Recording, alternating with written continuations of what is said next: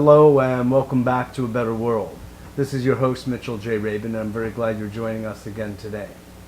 Today we're going to have another very interesting show. I have invited to be our guest Ed Japngie from Phoenix, Arizona, who has developed a series of products called Life Beat products, and it's a result of his work as a biomedical engineer for actually decades, looking at the interface of healing with technology and technology with consciousness. What is the role of our will? What is the role of our intent when it comes to the utilization of software, of different kinds of machines for healing, or for any number of different kinds of spiritual evolutionary activities?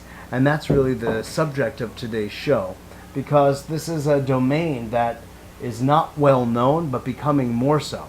And Ed has been really on the cutting edge of this, so we're very glad to have him here. And at a certain point in the show, we're going to give you a demonstration of the use of some of his sprays that are supercharged with energy in such a way that, well, what you see is something that is very unusual, something you won't see in other places, having to do with something you could call defying gravity.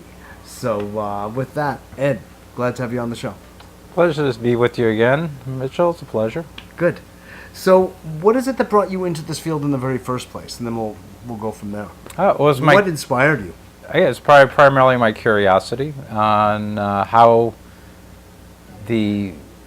originally was with homeopathy, and how that played a role, and how you were able to take a minute amount of either a plant, a mineral, or an animal, and then have that completely get rid of a disease or an emotional condition or a psychological condition. And that intrigued me. Yeah. So. Where in the less you have of a substance actually increases its potency. Exactly. I mean, where do you get that inverse relationship in nature typically?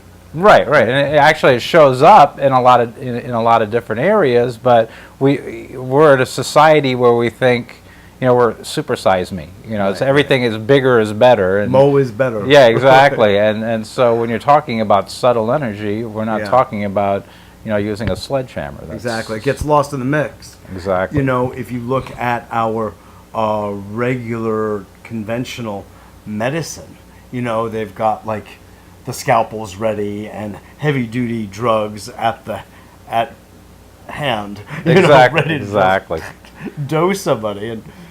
But that's it, exactly. We kind of treat, even from the medical industry, we're looking at our body like a car.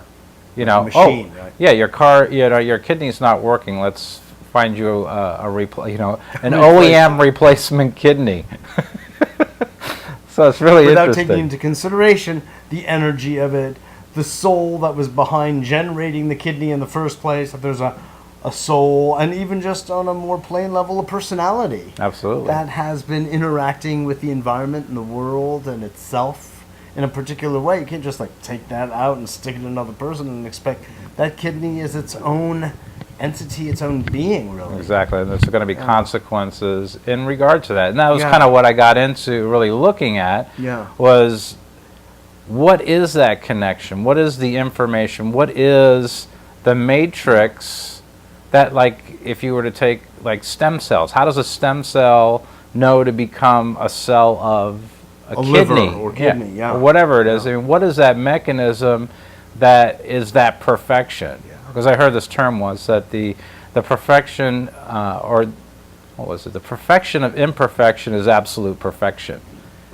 And it's very interesting, because that's kind of how that's, here we are in a technological age where we can't make as much as an eyelash, and yet the human body is capable of doing things way beyond anything that technology has been able to emulate. Exactly. And again, that kind of brings us back to an interesting point where what I was looking at was okay, well, here we've taken a computer, which is kind of a model of how we think our brain works, in conjunction with our peripherals, which are our organs, and then the software mechanism being our belief systems, the DNA, and all of these components. So I figured, wow, if that's the case, then you can run a defrag on your computer. You can take software that is like, antivirus software and really kind of speed up your system, streamline it. And then what about putting in new programs?